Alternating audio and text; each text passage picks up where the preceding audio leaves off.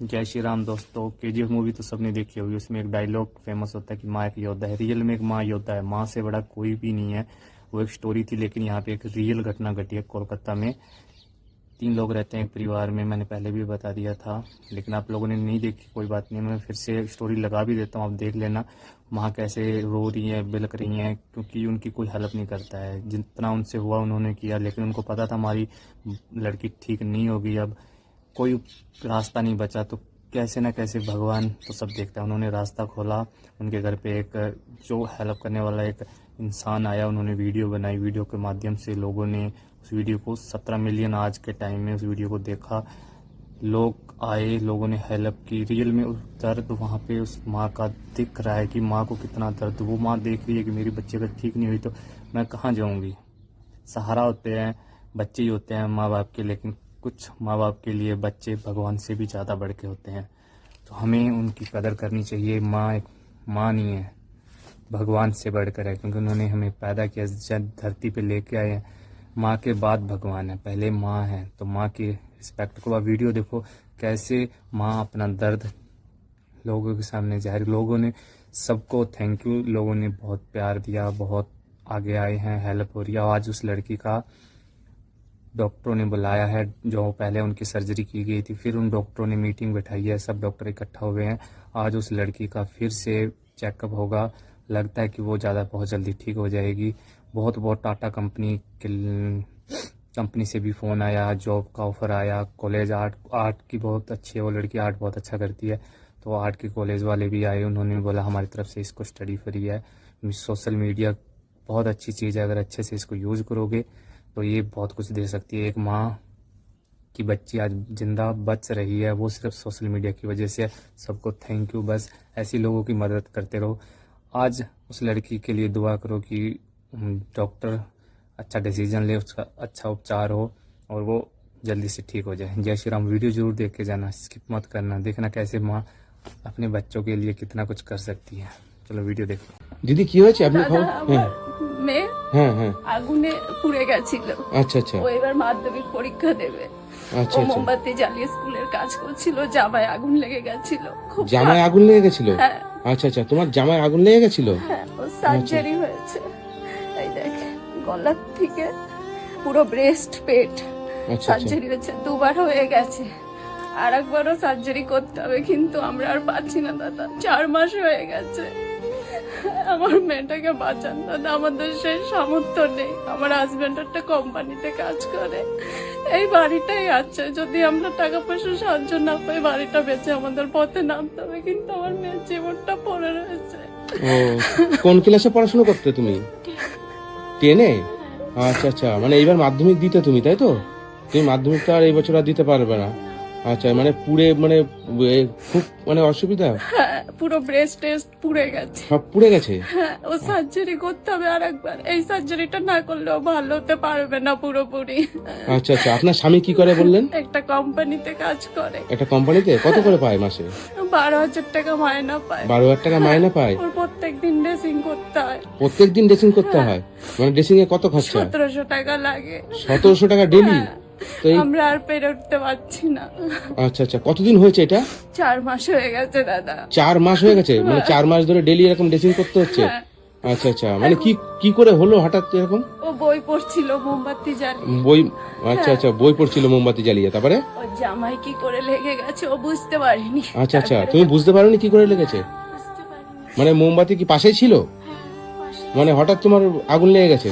তার যখন লেগে গেছিল, হ্যাঁ তারপরে আমি নিজেই নেভানোর চেষ্টা করছিলাম, কিন্তু পারিনি। তারপরে মাকে চিৎকার করে ডাকলাম, তারপরে মা এসে নিভিয়েছে। আচ্ছা আচ্ছা ওকে বাঁচাতে যে আমারও 10 আঙুল পুড়ে গেছিল। আচ্ছা আচ্ছা, আমিও আর ঝিকলে ভর্তি ছিলাম। আপনাদের কাছে অনুরোধ, একটু হেল্প করুন। নিশ্চয়ই নিশ্চয়ই দিদি, আমি এসেছি যখন, নিশ্চয়ই আপনি কিছু সহযোগিতা পাবেন অবশ্যই। আমার বন্ধুরা ভিডিও দেখে। হ্যাঁ, এছাড়া আমার কেউ নাই দাদা। একটাই মেয়ে আপনার? একটাই মেয়ে। ও পড়াশোনায় খুব ভালো দাদা, ও ছবিও খুব সুন্দর আঁকে। দেখেন ওর কত ছবি। মানে এই ছবিগুলো সব আঁকে? হ্যাঁ, ওর নিজের হাতে ছবি আঁকা। ও একটা আর্টিস্ট হতে চায়, সবসময় বলে। একটু হেল্প করুন, আমার মেয়েটা সার্জারিটা। কি নাম তোমার? পায়েল বিশ্বাস। পায়েল বিশ্বাস। দিদি আপনার নাম কি? শিপ্রা বিশ্বাস। শিপ্রা বিশ্বাস। বন্ধুরা আমি আজকে এসেছি গোবরডাঙ্গা। গোবরডাঙ্গা এই জায়গাটার নাম কি? অখিলপল্লী। গোবরডাঙ্গা অখিলপল্লী, ওখানে এসেছি। এই যে বাচ্চা মেয়েটাকে দেখছেন, এর বয়স হচ্ছে তোমার কত বললে? 15 বছর বয়স, 16 বছরে পড়েছে। এবার মাধ্যমিক পরীক্ষা দিত, কিন্তু দিতে পারেনি কপালবশত। মানে একটা মোমবাতি জ্বালিয়ে স্কুলেরই পড়াশোনা করছিল, সেই সময় হঠাৎ করে আগুন লেগে যায়। এখান থেকে নিয়ে কোথায় গেছিলেন? আরজি কলে। এখন আরজি কলে ডাক্তার দেখছে? আচ্ছা, এখন ড্রেসিং করছে নাকি নিয়ে যেতে হচ্ছে না বাড়িতে? বাড়িতে এসে ড্রেসিং করে, আর ডাক্তার বাবুরা ডেট দেয়, ডেটে আমাদের নিয়ে যেতে ডেটে নিয়ে যেতে হয়। মেয়েটা পড়াশোনায় খুব ভালো। পড়াশোনায় ভালো? 10-এর মধ্যে রোল। 10-এর মধ্যে রোল? আচ্ছা আচ্ছা। ওর স্বপ্ন বড় হয়ে আর্টিস্ট হবে, মাধ্যমিকে ভালো রেজাল্ট করবে। কখনো ভাবিনি এরকম কিছু হবে, কখনো ভাবিনি। আমার এই শোনাটা অনেক কষ্ট হচ্ছে, আপনারা একটু পাশে থাকেন। কোনোদিন ভাবিনি এই জায়গায় আজকে আসবো। কান্না করবে না দিদি, ঠিক আছে? নিশ্চয়ই আমার এই ভিডিও দেখে মানুষ নিশ্চয়ই সহযোগিতা করবে। তো দেখেছেন, আমি মিথ্যে বলছি না, দেখেন ইস, কি সব মাংস অবস্থা। বসানো। পরিষ্কার মানুষ তো, লাল হয়ে গেছে পুরো। তোমার কষ্ট হচ্ছে এখন? টান ধরে আমার খুব। টান ধরে? এই এখন পরিস্থিতিতে বসেও এখন ছবি আঁকা শুরু করেছে। তুমি এখনো ছবি আঁকছো এইভাবে? হ্যাঁ, এই দেখেন। আচ্ছা আচ্ছা ওকে ডাক্তাররা বলেছে সবসময় হাসি খুশি থাকবে, ছবি আঁকবে। আচ্ছা আচ্ছা, মানে এই ছবিগুলো তুমি এখন হ্যাঁ, আঁকছো? কালকে এঁকেছে এটা। আচ্ছা আচ্ছা। বন্ধুরা দেখুন কত সুন্দর হাতের কাজ। যে একটা স্বপ্ন, ও আর্টিস্ট হবে। ও সবসময় বলে, মা আমি গরিব বাচ্চাদের আমি আঁকা শেখাবো, আপনারা পাশে থাকুন, আর কিচ্ছু চাই না, শুধু এই মেয়েটা যাতে আমার সুস্থ হয়ে যায়, আপনারা পাশে থাকুন। কান্না করবে না দিদি, ইস, কান্না। তুমি তাহলে আর্টিস্ট হবা? হ্যাঁ, বড় হয়ে আর্টিস্ট হতে চাই। আর্টিস্ট হতে চাও? নিশ্চয়ই হবে, ঠিক আছে? আমার এই ভিডিও দেখছে, তোমার নিশ্চয়ই মানুষ সহযোগিতা করবে তোমাকে। হ্যাঁ, খুশি হবে? হ্যাঁ, মানুষ যদি তোমাকে সহযোগিতা করে তুমি ভালো হও, তাদেরকে কি বলবা তাহলে? অনেক অনেক ধন্যবাদ। অনেক অনেক ধন্যবাদ। আমিও বড় হয়ে আর্টিস্ট হয়ে অনেক গরিবদের সাহায্য করবো। অনেক গরিবদের সাহায্য করবে? আচ্ছা আচ্ছা। যারা যারা তরুণদের ভিডিও আপনারা দেখছেন, আমার একটাই অনুরোধ, আপনাদের কাছে আমি ভিক্ষা চাইছি, আপনারা যদি একটা টাকা দিয়ে আমাকে সাহায্য করতে পারেন তাই দিন, সেটাই আমার মেয়ের জন্য আশীর্বাদ। আপনারা সবাই পাশে থাকেন যাতে আমার মেয়েটা আগের মতো নতুন করে সুস্থ জীবনটা ফিরে পায়। ডাক্তার বাবুরাও বলেনি যে ও বাঁচবে, আজকে ও বেঁচেছে শুধু ভগবানের আশীর্বাদে। এবার আপনারা একটু হাত বাড়িয়ে দিন যাতে আমার মেয়ের সুস্থ হয়ে যায়, আর মাথার উপর হাতটা রাখুন, আর কিচ্ছু চাই না। আপনাদের নিশ্চয়ই কাছে। সহযোগিতা করবে দিদি, কান্না করবেন না। হ্যাঁ, তুমি চিন্তা করবে না। হ্যাঁ, তুমি সুস্থ হয়ে যাবে। তুমি অনেকটা সুস্থ হয়ে গেছো। এখন ড্রেসিং করতে তোমাদের প্রচুর টাকা খরচা, তোমার বাবা পেরে উঠছে না, তোমার মা পেরে উঠছে না, ওর জন্য তুমি আমাদেরকে খবর দিয়েছেন দিদি, তাই তো? হ্যাঁ, আমি নিশ্চয়ই আমার ভিডিওর মাধ্যমে মানুষের কাছে বলছি, বন্ধুরা আপনারা যে যেটুকু পারবেন একটু সহযোগিতা করবেন। পুরা জ্বালা যন্ত্রণা যে কি কষ্ট সে যার কষ্ট হয়েছে, মানে পেয়েছে সামান্য আমরা যদি যখন একটা বাড়ি মোমবাতির এসে- একটুখানি ছ্যাঁকা লাগে তাই আমাদের কত কষ্ট হয়। আর তুমি যে কত কষ্ট নিয়ে আজকে তুমি বেঁচে আছো, আমি এই আমার তরফ থেকে কিছু দিলাম। হ্যাঁ, এই টাকাটা একটু রাখুন। অনেক ধন্যবাদ হ্যাঁ, দাদা, এই টাকাটা যেটুকুন রাখুন। আমার পাশে আপনি থেকেছেন, আমার মেয়েটার পাশে। অনেক ধন্যবাদ দাদা, অনেক ধন্যবাদ। আমার সামর্থ্য অনুযায়ী দিলাম দিদি, কান্না করবেন না। হ্যাঁ, ব্যাংক অ্যাকাউন্ট ডিটেলসটা আমাকে পাঠিয়ে দেবেন হোয়াটসঅ্যাপে। আমি আপনাদের bank account details, PhonePe, Google pay number আছে, আমি দিয়ে দেবো। মানুষ নিশ্চয় সহযোগিতা করবে তোমাকে। কি হয়েছে দিদি, কি হলো? কোনোদিন ভাবিনি দাদা দুটো পয়সার জন্য আজকে এরকম করতে হবে, কখনো ভাবিনি যে আমরা পেরে উঠবো না। আজকে 4টে মাস আমরা যেভাবে পাচ্ছি, যেখান থেকে পাচ্ছি আনছি। মেয়েটার কিছু হয়ে গেলে আমি বাঁচতে পারবো না দাদা। আমার মেয়েটা খুব ভালো দাদা, যেমন ভালো পড়াশোনায় তেমন ঘরের কাজ, ঠাকুর পুজো করা। ওকে আমি বাঁচাবোই দাদা, ও ছাড়া আমার কেউ না।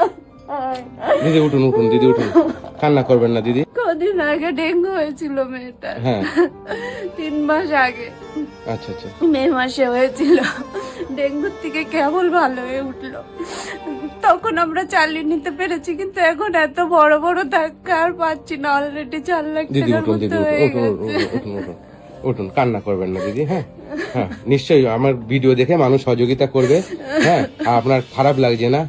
খুব খারাপ লাগছে দাদা, খারাপ এই কারণে লাগছে, কোনোদিন ভাবিনি এই পরিস্থিতিতে আসবো। যত কষ্ট হোক, আমাদের যেরকম অবস্থা থাকুক, ওকে অনেক যত্নে মানুষ করেছে। মেয়েটা কোনো বায়না করে না যে মা এটা দাও ওইটা দাও, ডাল ভাত যা পারে খায়, কিন্তু কোনোদিন ভাবিনি মেয়েটার জন্য আজকে সবার কাছে এইভাবেই করতে হবে। যা কপালে ছিল যেটা সেটা হবে। হ্যাঁ ঠিক আছে, তুমি চিন্তা করবে না। হ্যাঁ ঠিক আছে দিদি, পাশে দাঁড়িয়েছেন, অনেক ধন্যবাদ। ধন্যবাদ। আচ্ছা আচ্ছা ঠিক আছে, তুমি ভালো হয়ে যাবে। হ্যাঁ দিদি কান্না করবেন না, ভালো হয়ে যাবে। হ্যাঁ আপনার মেয়ে ঠিক আছে। আপনারা সবাই আশীর্বাদ করুন যাতে ও সামনের বছর পরীক্ষাটা দিতে পারে। নিশ্চয়ই পারবে। তুমি সামনের বছর পরীক্ষা, তুমি কি মনে হয় তোমার পারবে তো সামনের বছর? সামনের বছর মাধ্যমিক পরীক্ষা দিতে পারবে তো? হ্যাঁ পারবে। ব্যাস নিজের উপর ভরসা রাখো আর নিজের মনে জোর রাখো, নিশ্চয়ই পারবে দিদি। ঠিক আছে, আসি দিদি, ভালো থাকবে। হ্যাঁ আসি, টাটা। হ্যাঁ ভালো থাকবে। হ্যাঁ।